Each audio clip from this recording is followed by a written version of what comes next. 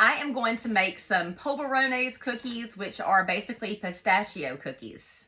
So in my bowl, I have 1 3/4 cups of all-purpose flour. I'm gonna add 1 cup of powdered sugar, 1 3.4-ounce box of pistachio pudding, about a teaspoon of vanilla, 2 sticks of softened salted butter,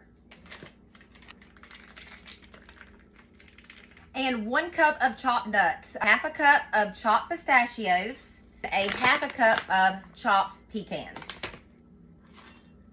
And I'm going to start mixing all this together.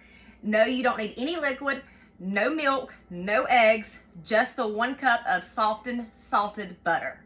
And this is a very crumbly dough, like a shortbread cookie. It's basically like a pistachio shortbread. So you might find that this is easier to mix up using your hands. I know I do.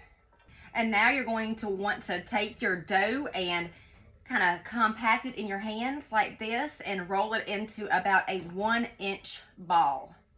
And I'm putting it here on some parchment paper on my baking sheet. It just makes for easier cleanup that way.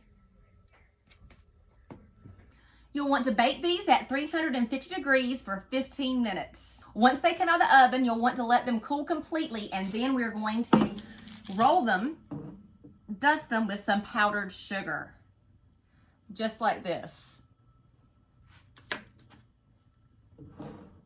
And this recipe makes about 36 cookies, 3 dozen cookies, if you roll them in the 1-inch balls like I do.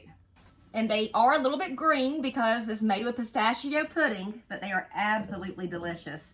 Like a shortbread with pistachio flavoring and the crunch of nuts. You know I gotta taste one.